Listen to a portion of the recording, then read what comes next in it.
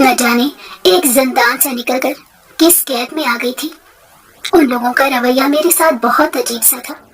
जब से मैं इस घर में आई थी, खुले सहन में आसमान को देखने के सिवा मेरे पास कोई आजादी न थी। मुझे लगा ये लोग मुझ पर कब्जा जमा रहे हैं। मैं जब भी भागने के मंसूबे बनाती तो वो मियाँ बीवी मेरे इरादों पर पानी फेर देते थे। एक रोज बड़ी मुश्किल से उन मियाँ बीवी को चकमा देकर घर से निकलने का मौका मिला, लेकिन आगे मेरी तवक्को आज से बढ़कर पहाड़ था। इर्द गिर्द बड़े बड़े दरख्त थे, यूं जैसे किसी बादशाह का महल हो। हर तरफ फूल ही फूल खिले थे। कुछ कदम मजीद बढ़ाए तो आगे सफेद रंग की कोठी नजर आई। एक नौजवान आदमी मेरा वजूद देखकर तेजी से भागने लगा। शायद वो मुझे कोई चुड़ैल समझ चुका था। कोई और वक्त होता तो शायद मैं उसकी हरकत से लुत्फ अंदोज होती, लेकिन अभी मेरा दिमाग और सोचों में उलझा हुआ था। उन मियाँ बीवी ने मुझे अजीब पहेली में उलझा दिया था। मेरा नाम जुलेखा है। मैं अपने नाम की तरह बहुत खूबसूरत थी। कोई मुझे देखता तो रश्क करता था। ऐसा हुस्न कि कोई नजरें आसानी से ना हटा पाए। मेरा ताल्लुक अमीर घराने से था, लेकिन बदकिस्मती ने मुझे कहीं का नहीं छोड़ा। मैं अपने वालिदैन की इकलौती औलाद थी। मेरी पैदाइश पर 3 दिन तक शहर के मुख्तलिफ फलाही इदारों में लंगर तकसीम होता रहा था। मेरे अब्बा ने अपने गांव में मस्जिद भी तामीर करवाई थी। वो अल्लाह का शुक्र अदा करते ना थक रहे थे कि आखिर को उनके आंगन में भी फूल खिला है। मेरे असल वालिदैन बहुत अमीर थे। मैंने सुना था कि वो अरबों खरबों के मालिक थे। मेरे बाप के नाम कई फैक्ट्रियां थी, लेकिन मुझे ये तक मालूम ना था कि वो कहाँ रहते हैं और मैं उन्हें याद भी हूँ या नहीं। शायद वो मुझे अब कबूल भी ना करे। हालात ने मुझे जाहिल और बदतमीज जो बना दिया है। दरअसल मेरे सगे वालिदैन काफी अरसा औलाद के लिए तरसते रहे। दरबार में वो मन्नत मांगने आया करते थे ताकि उनकी औलाद हो जाए। 4 साल उन्होंने औलाद के लिए दर दर की ठोकरें खाई थी। अल्लाह ने उन्हें जिंदगी में सब देकर भी औलाद की नेमत से महरूम रखा था। अल्लाह का दिया माल, उनके पास सब कुछ मौजूद था। मेरी माँ अपनी जायदाद की इकलौती वारिस थी और मेरे अब्बा के नाम भी 2 फैक्ट्रियां थी। उन्होंने अपनी जिंदगी में कम तबके के लिए बहुत काम किया था। इतनी अमीरी देखकर हासिदों की नजर तो लग ही जाती है। आज की दुनिया में कोई शख्स नहीं चाहता है कि कोई तीसरा उससे आगे बढ़े। हर कोई दूसरे को गिराने में लगा हुआ है। अब भी कामयाबी और दौलत बहुत कम लोगों से ही हजम होती है। हासिद से कब बर्दाश्त होता है कि उसके मुखालिफ के पास सब कुछ रहे। वो नीचा गिराने की हर मुमकिन कोशिश करते हैं। कुछ लोग तो अपनी हद तक पार कर देते हैं। उन्होंने कुछ अगवाकारों को पैसे देकर मुझे अगवा करवा दिया था। मेरी पैदाइश के तीसरे रोज ही मैं अपने घर से अगवा होकर गरीब खाने में आ गई थी, जहाँ खाने पीने का कहत पड़ा रहता था। मेरी नसीब कहाँ लिखे थे और किस्मत ने किस झोंपड़ी में लाकर छोड़ा था। मैं शायद इस गरीबी को कबूल कर लेती अगर मेरी सौतेली माम ने मुझे ये नहीं बताया होता कि मैं उनकी सगी औलाद नहीं हूँ। फिर तो मुझे अंदाजा भी ना होता कि मेरे नसीब में कहीं दौलत भी लिखी थी। मैं इस झोंपड़ी को ही अपना मुकद्दर समझकर गुजर बसर कर लेती। उन्होंने मेरे होश संभालते ही मुझे सारी हकीकत बता दी थी। मैंने कई बार उनसे अपने वालिदैन का नाम पूछने की कोशिश की तो कहने लगी कि तुम्हारे सौतेले अब्बा को ही मालूम था। अगर वो जिंदा होते तो तुम्हें तुम्हारे वालिदैन के पास भेज देती। मैंने कहा कि आपको मुझे हकीकत बतानी ही नहीं चाहिए थी। इतने साल आप इस शख्स के साथ रहीं, आपको जरा ख्याल न आया कि आप मेरे वालिदैन के बारे में ही पूछ लेती। आप तो खुद एक औरत हैं, किसी माँ के जज्बात कैसे ना समझ सके। मेरी बातों पर न जाने उन्हें शर्मिंदगी भी महसूस हुई थी या फिर ये वक्त का बहाव था। अब मेरे हाथ में कुछ भी नहीं रहा था। मैंने हिम्मत नहीं हारी थी। मैं सुबह रोजगार की तलाश में जब घर से निकलती थी तो ये मंसूबा करके निकलती थी कि आज तो अपने वालिदैन को ढूंढ कर ही रहूंगी। लेकिन बगैर नाम पता मालूम हुए मैं कैसे किसी इंसान को ढूंढ सकती थी। सारा दिन वही मेहनत मुशक्कत करके रात को सूखी रोटी मिलती तो दिल खून के आंसू रोता था। हर वक्त जबान पर यही शिकवा लगा रहता था कि अल्लाह ने मेरे साथ ही ये सब क्यों करवाया है। क्या मालूम मेरा कोई दूसरा बहन भाई इस दुनिया में आ गया हो। اور میرے والدین کو اب میری امید ہی نہ رہی ہو۔ اتنی بدنصیب ہوں، اپنے سگے والدین سے نہ مل سکی۔ غریب لوگوں کی بھی کیا ہی زندگی ہوتی ہے۔ صبح سوکھی روٹی کھا کر کام پر نکلتے تھے۔ جھونپڑی میں زیادہ تر عورتیں بھیک مانگا کرتی تھیں اور جبکہ بچے کچرا چندا کرتے تھے۔ مرد حضرات زیادہ تر الٹے سیدھے کاموں میں ملوث تھے۔ میرا سوتیلا باپ بھی کوئی اچھا انسان نہیں تھا۔ وہ گنڈوں کے ساتھ مل کر چوریاں کیا کرتا تھا۔ کئی بار پولیس والے پیچھا کرتے جھونپڑی تک بھی آ چکے تھے۔ پکڑے جانے کے ڈر سے کچھ دن میرے سوتیلے ابا آرام سے گزار لیتے اور کہتے کہ اب میں نے چوری کرنے سے توبہ کر لی ہے، میں محنت مزدوری کر کے کھاؤں گا۔ لیکن کچھ دن بعد پھر وہی عادت پکڑی ہوتی تھی۔ ایسے لوگوں کی بھی کیا ہی زندگی ہے۔ دو وقت کی روٹی انسان سکون سے نہیں کھا سکتا ہے۔ بچپن میں تو اماں ابا کی لڑائیاں مجھے خاصی سمجھ نہیں آتی تھی۔ مجھے لگتا تھا کہ میری اماں ہی بد زبان ہے۔ جب ابا کام سے تھکا ہارا گھر آتا ہے تو اماں اس سے لڑنا شروع ہو جاتی ہے۔ لیکن وقت گزرنے کے ساتھ ساتھ مجھے ساری حقیقت معلوم ہو گئی۔ یہ سچ تھا کہ میں ان کی سگی اولاد نہ تھی، لیکن یہ بھی سچ تھا کہ انہوں نے کبھی سوتیلوں جیسا سلوک نہ کیا تھا۔ ہمیشہ ویسی ہی پرورش کرنے کی کوشش کی تھی جیسی اگر ان کی سگی اولاد ہوتی تو اس کی کرتے۔ لیکن زندگی گزارنے کے لیے یہ سب کافی تو نہیں ہوتا۔ جب میں اسکول کا بیگ تھامے بچوں کو اسکول جاتا دیکھتی تو اندر سے خواہش جاگتی کہ کاش میرے پاس بھی ایسا بیگ ہوتا، میں بھی کٹورا لے کر مانگنے کے بجائے اسکول جاتی ہوتی۔ ایک ہی پٹڑی پر چلتے زندگی میں بہت بیزار ہو گئی تھی۔ کہیں تو کوئی خوشی کی بہار آتی، کبھی ہم غریبوں کو نوید سنائی جاتی کہ مشقت کے دن ختم ہو گئے ہیں۔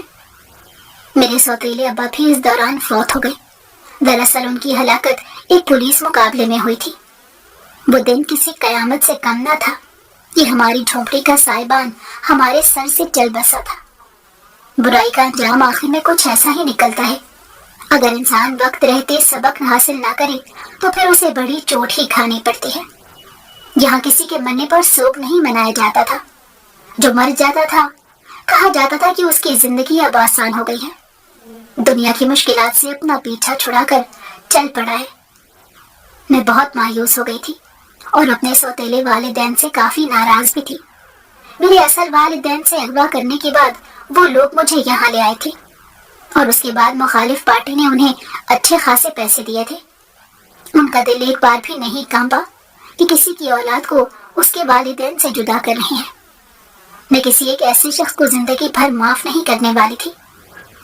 مجھے امید تھی کہ زندگی کے کسی نہ کسی موڑ پر میں اپنے والدین سے تو مل ہی لوں گی۔ اغوا ہونے کے بعد انہوں نے ہی مجھے پالا تھا، بلکہ ان کے اوپر ذمہ داری سونپ دی گئی تھی۔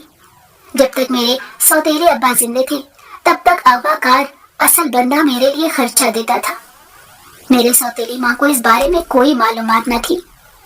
وہ کہنے لگیں کہ میں تمہارے ابا کو کئی بار کہتی تھی کہ وہ تمہیں تمہارے اصل والدین کے پاس چھوڑائے، تو وہ ڈر جایا کرتے تھے۔ کہتے تھے کہ کہیں وہ مجھے ہی اصل اغوا کار سمجھ کر اندر نہ کروا دیں، اور تم بھی سمجھدار نہ تھی کہ گواہی دے سکتی۔ دھیرے دھیرے میں بڑی ہونے لگی۔ اس چھوٹی سی جھونپڑی میں کھانے پینے کے سامان کے علاوہ کچھ نہ تھا۔ دن بھر جتنی بھی کمائی ہوتی شام کو اتنی سبزی لا کر بنا دی جاتی، جس کو پکانے کی ذمہ داری بھی میری ہوتی تھی۔ وقت گزرنے کے ساتھ ساتھ میں بہت بدتمیز ہوتی گئی تھی۔ ہر کام کا فرد سے جواب دیا کرتی تھی۔ جب زندگی میں پیٹ بھر کر کھانے کو روٹی نہ ملے تو آپ کو وہ کمی تو محسوس ہوگی۔ کہیں نہ کہیں یہ لوگ بھی ان سب کی وجہ تھے۔ میری ماں مجھے سمجھایا کرتی تھی کہ میں بھی بیمار رہتی ہوں۔ یہ دنیا ٹھیک نہیں ہے، اب تمہاری عمر ہو گئی ہے۔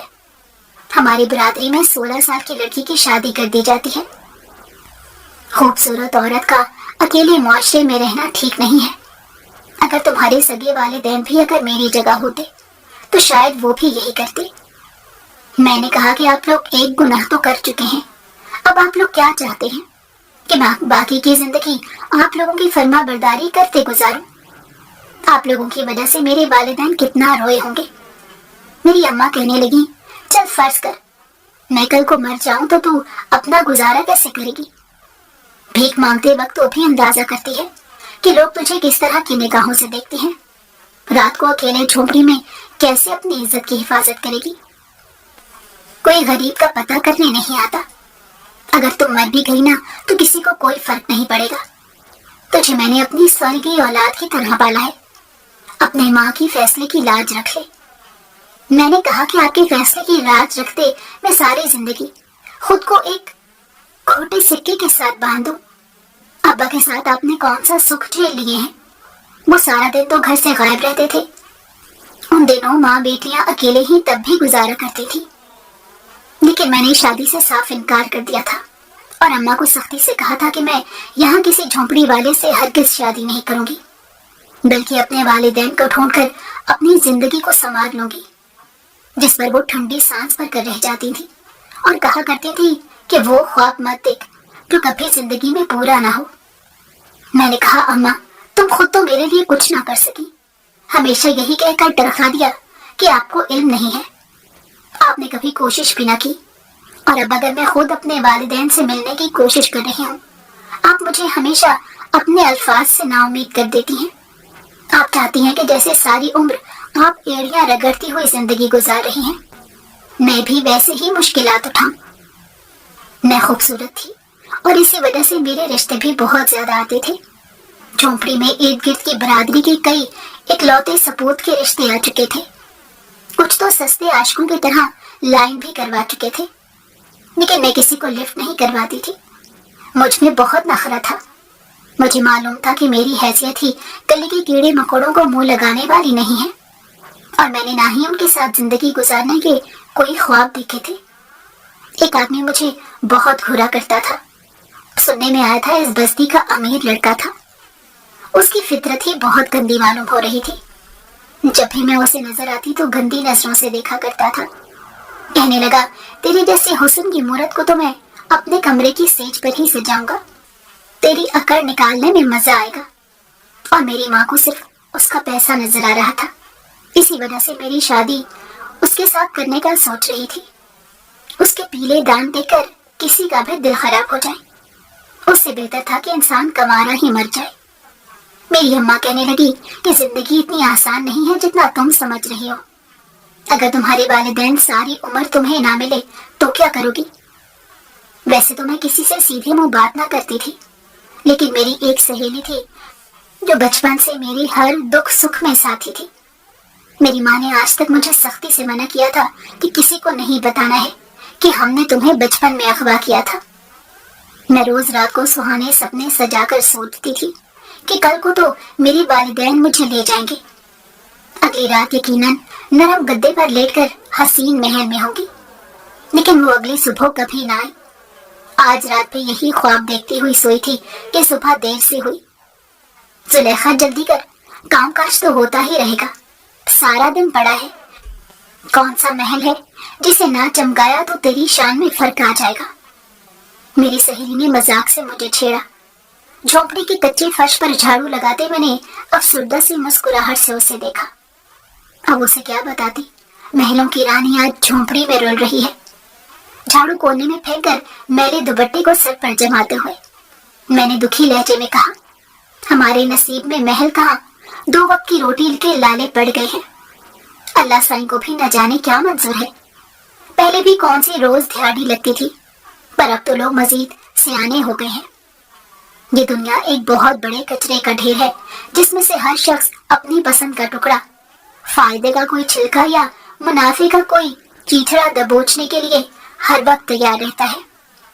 جب کٹورا لے کر سڑک پر نکلتے تھے نا تو ہمارے سروں پر پھر چاہے چادر ہی کیوں نہ ہو، لیکن لوگ اس کی پرواہ نہ کرتے تھے.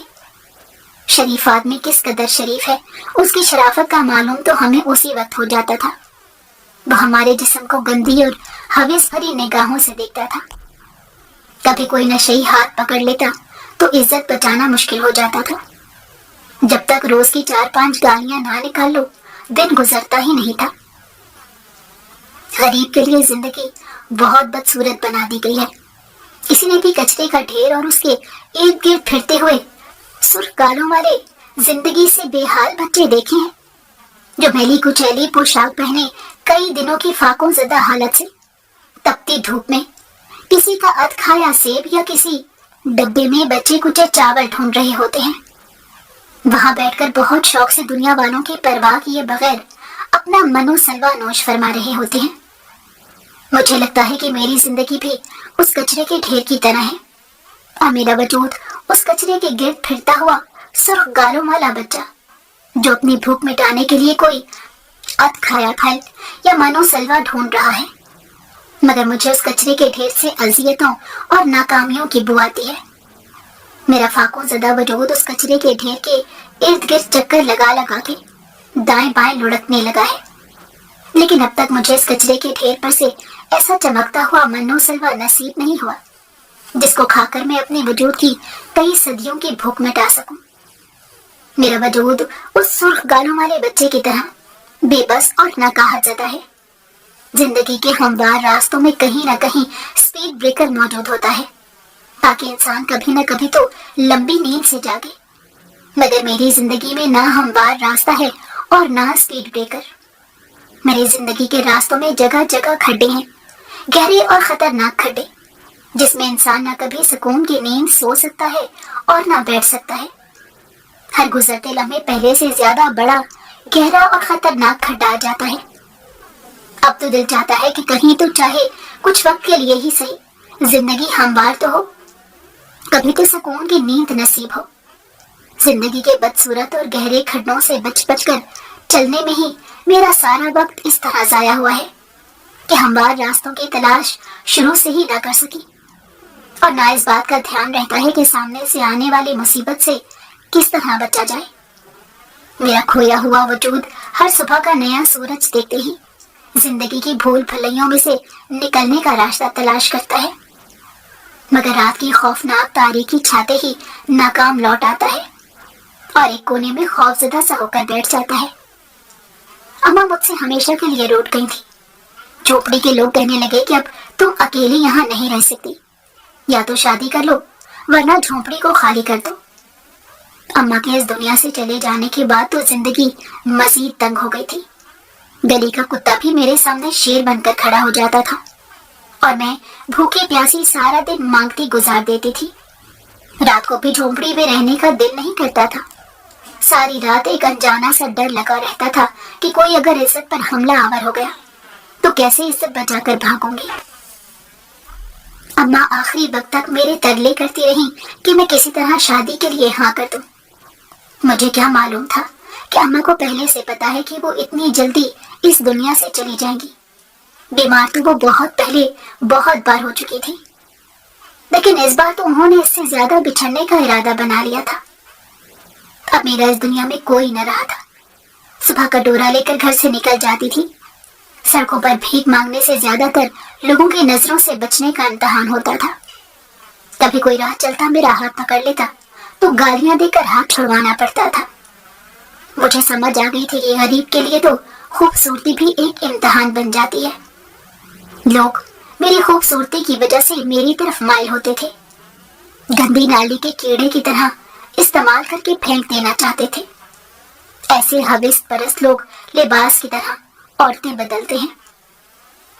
इतने दिन से कोई दिहाड़ी भी न लगी थी।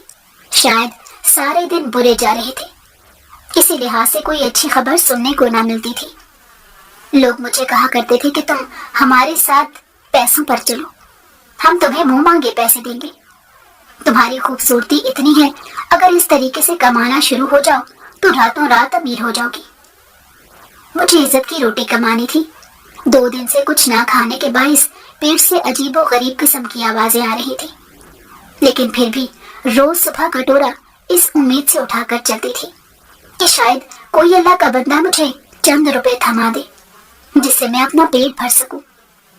कुछ लोग तो ये कहकर धुतकार देते थे कि इतनी हट्टी कट्टी कमाती क्यों नहीं हो, कोई शौक से ये काम थोड़ा ही करता है, इस औरत को ये जलालत पसंद होगी। ये वो लोगों के सामने हाथ फैलाकर अपनी इज्जत को मजरूह करते हुए भीख मांगे। बातें करना आसान होती हैं। अब जैसे जैसे हकीकत की मनाजिल तय कर रही थी, वैसे मुझे मालूम हो रहा था कि मेरे सगे वालिदैन का मिलना नामुमकिन था। इस दुनिया की भीड़ में वो लोग भी समझ चुके थे कि मेरा मिलना नामुमकिन है। शायद अब तक उन्होंने अपनी जिंदगी में क्या तब्दीली लाई होगी। پھر ایک گنجائش شاید اب وہاں نہیں رہی ہوگی۔ بھوک سے نڈھال سڑک پر چلنا آسان نہیں تھا۔ بھوک ہی انسان کا قتل بھی کروا دیتی ہے۔ راستے میں چھچورے انسان سے پیچھا چھڑا کر میں گلیوں میں لوگوں کے گھروں کے دروازے بجانے لگی کہ شاید کوئی اس گرمی میں مجھے ٹھنڈا پانی ہی پلا دے۔ گلا سوکھنے کے باعث کانٹے محسوس ہو رہے تھے۔ اتنے بے حس لوگ ہیں کہ کوئی دروازے پر نہ آیا۔ شاید آج بھی بھوکے پیٹ ہی رات گزارنی تھی۔ جب پیٹ میں کچھ نہ ہو تو نیند بھی آنکھوں سے روٹ جاتی تھی۔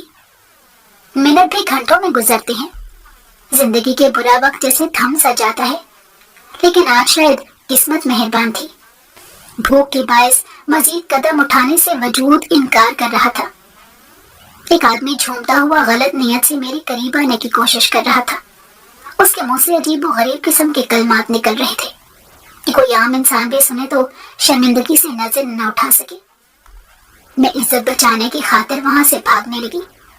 مجھے بھوکے پن کا بھی احساس نہ ہوا۔ اس وقت نہ جانے اللہ نے پیروں میں ہمت کہاں سے پیدا کر دی تھی۔ بغیر تپتے روڈ کی پرواہ کیے میں اندھا دھند بھاگ رہی تھی۔ آج میری موت تو پکی تھی۔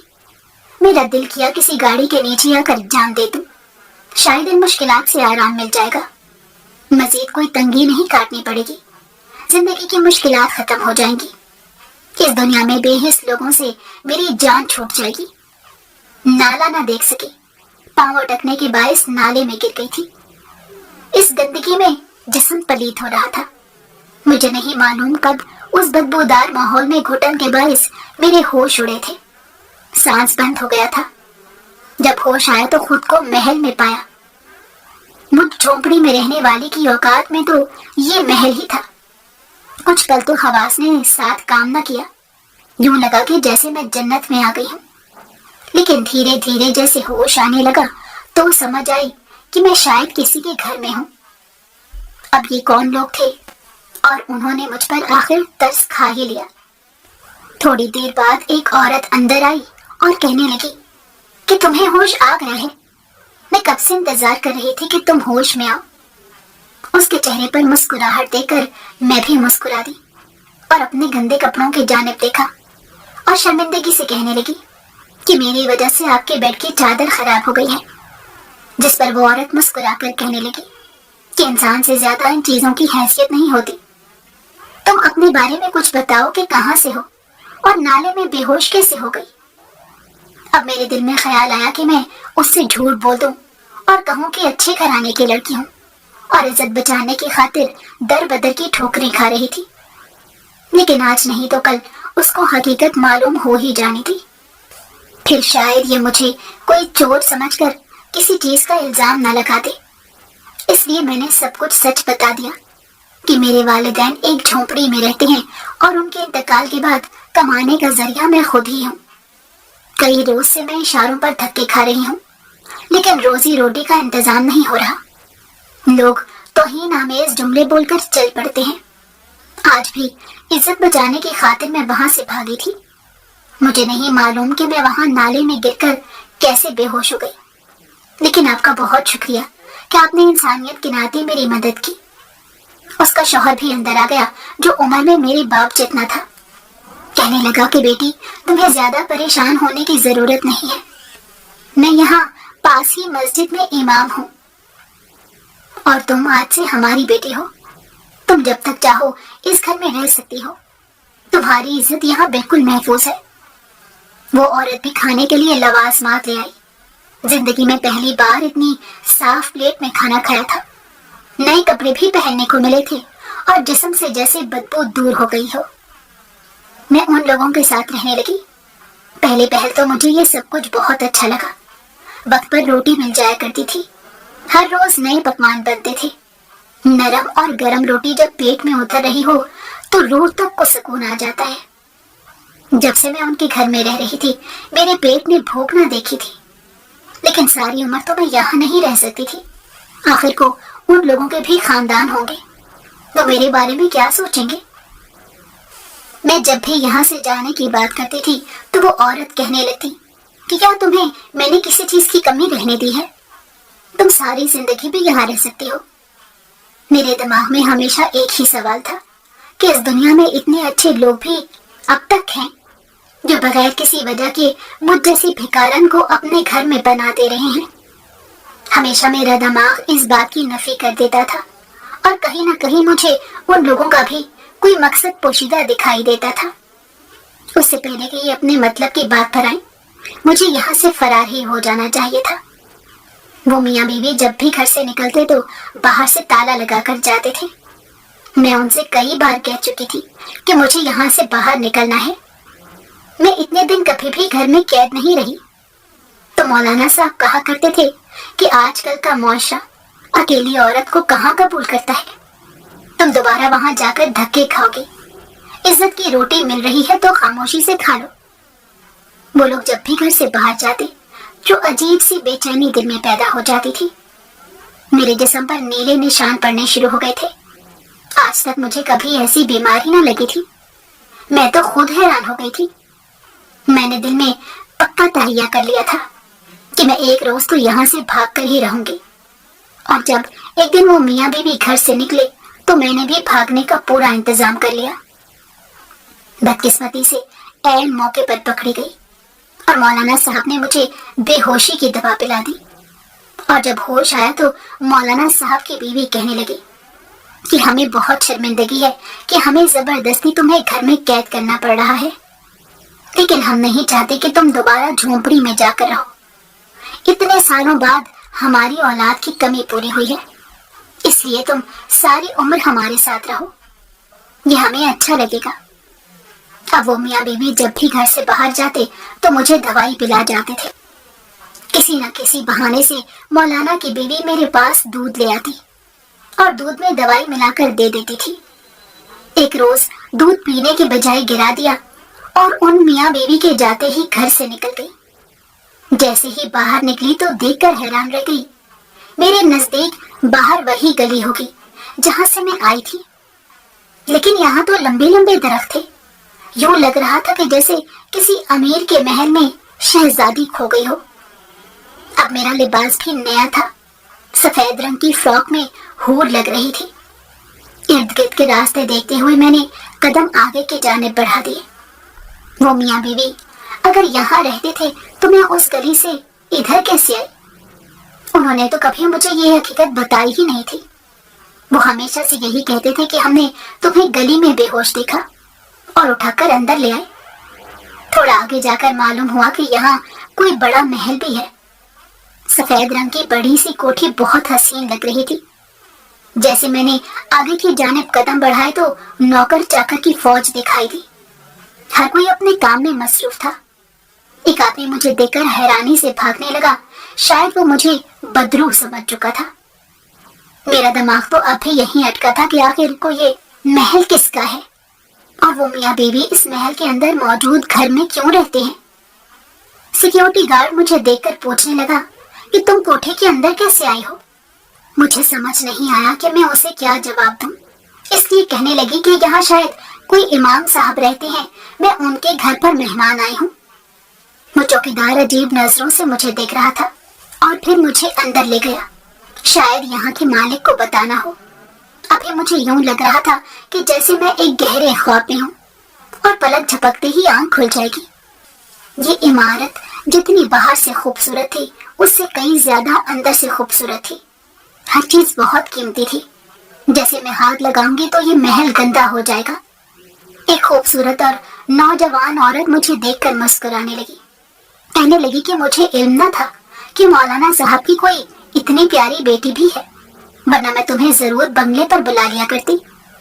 उनके नरम लहजे पर मैं हैरानी से उन्हें देखने लगी। मेरे नजर में तो अमीर लोग हमेशा से बददिमाग ही रहे थे। मैंने कहा कि मुझे मालूम नहीं था कि यहाँ कोई महल भी होगा। मैं तो हमेशा से कमरे के अंदर ही रही हूँ और मैं उनकी बेटी नहीं हूँ, बल्कि उन्होंने मेरी मदद की थी। इसलिए अब मेरा यहाँ से जाने का वक्त हो गया है। वो औरत कहने लगी कि ना जाने क्यों तुम्हें देखकर अजीब सी कशिश मालूम हो रही है। क्या तुम अपना नाम बताना पसंद करोगी? मेरे नाम पूछने पर वो खासी हैरान हुई थी। मेरा बायोडेटा लेने लगी तो मैंने भी उसे सारी हकीकत बता दी। बोली, अगर तुम चाहो तो इस बंगले में रहकर काम कर सकती हो, मैं तुम्हें खाना और रहने को एक कमरा भी दे दूंगी। उसकी शर्त इतनी बुरी न थी, और वैसे भी इस महल को देखकर जाने के बाद तो शायद ही ये जगह मेरे ख्वाबों से परे होती। इसलिए मैंने हामी भर दी और महल के काम करने लगी। मियां बीवी मुझे महल में देखकर काफी हैरान और घबरा गए थे। कहने लगी, तुम्हें यूं बगैर बताए यहाँ नहीं आना चाहिए था, और हमने तुम्हें अपनी बेटी बनाकर रखा था। लेकिन अगर तुम हमारे साथ नहीं रहना चाहती तो दोबारा अपनी झोंपड़ी में चली जाओ। उनका रवैया इस कदर बदल गया था कि मैं खुद हैरान हो गई कि ये वही लोग हैं जो पहले मुझसे मीठे लहजे में बात करते थे। मुझे दाल में कुछ काला नजर आने लगा। शायद उनकी कोई चोरी पकड़ी गई हो। मुझे डरने की कोई जरूरत न थी, क्योंकि यहाँ के मालकन को मुझ पर खासा भरोसा था। मैं 24 घंटे मालकन के साथ ही रहती थी। उनके मियाँ का इंतकाल हो चुका था और उन्होंने बताया था कि ये मियाँ बीवी उनके शौहर के बड़े भाई हैं। मैं काफी हैरान हुई कि एक भाई की हैसियत किस कदर कम है। इस बंगले में रहते मुझे बहुत सी चीजें पता लगने लगी थी, और मालकान की सिर्फ एक औलाद थी। मुझे क्यों बार बार अपने वालिदैन याद आ जाते थे। मैं हमेशा उनकी बेटी को देखकर यही अंदाजा लगाती थी कि अगर मैं अपने वालिदैन के पास होती तो मेरे वालिदैन भी मेरे ऐसे ही नाज उठाते। मेरे दिल में कई बार आया कि मैं अपनी मालकन से बात करके उन्हें सारी हकीकत बता दूं।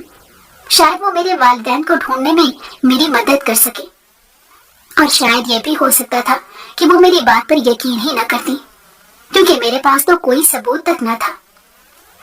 महल में काम करते काफी अरसा गुजर गया था। 1 साल होने को आया था। अब वो मियाँ बीवी जहाँ भी मुझे देखते तो नफरत से निगाहें फेर देते थे। मैं उनकी एहसान मंद थी कि उन्होंने इतने मुश्किल वक्त में मेरा साथ दिया था, अपने घर ठहरने का ठिकाना दिया। एक रोज महल की सफाई करते दौरान मुझे एक तस्वीर मिली, जिसको देखकर मैं काफी हैरान हुई थी। ऐसी ही तस्वीर मेरे सौतेले वालिदैन के पास भी थी, जिसमें मैंने यही कपड़े पहन रखे थे। लेकिन जरूरी थोड़ा है कि ये मैं ही हूँ। एक बार किस्मत आजमाने में क्या ही फर्क पड़ना था। शायद ये मालकन मेरी माँ ही हो। उन्हें देखकर अजीब सी कशिश महसूस होती थी। महल के नौकरों से मालूम करने पर पता चला कि बचपन में उनकी बेटी एक बार अगवा हो चुकी है, और अल्लाह ने उन्हें एक ही औलाद से नवाजा है। लेकिन अल्लाह का शुक्र था कि उनके जेठ ने ठीक वक्त पर बेटी को बाजियाब करवा लिया था। ये बड़े मालिक के इकलौते भाई थे, और उन्होंने अपना सारा पैसा जुए में हार दिया था। तब से उनके हालात बहुत बिगड़ गए थे। अल्लाह ने उन्हें सीधा रास्ता दिखाया, और अल्लाह से तौबा करने के बाद ये मियाँ बीवी यहाँ महल के एक छोटे से मकान में रहने लगे। अपना गुजर बसर करने के लिए मौलाना साहब मस्जिद की इमामत करवाया करते थे। कुछ मदद इमदाद मालकिन भी कर दिया करती थी, क्योंकि आखिर को उनके जात पर उन्होंने एहसान जो किया था, अपनी भतीजी को ढूंढ कर निकाला था। मैं ये सब हैरानी से सुनने लगी थी, और जो चीज मेरे दिमाग में आ रही थी, अगर वो ठीक साबित हो जाती तो न जाने मेरी जिंदगी किस करवट बैठती। मुझे यकीन न आया कि जिन वालिदैन को ढूंढने के लिए मैं दर बदर की ठोकरें खा रही थी, वो लोग इस तरह के निकले थे। उनकी जिंदगी में तो वाकई मेरे लिए कोई जगह न थी।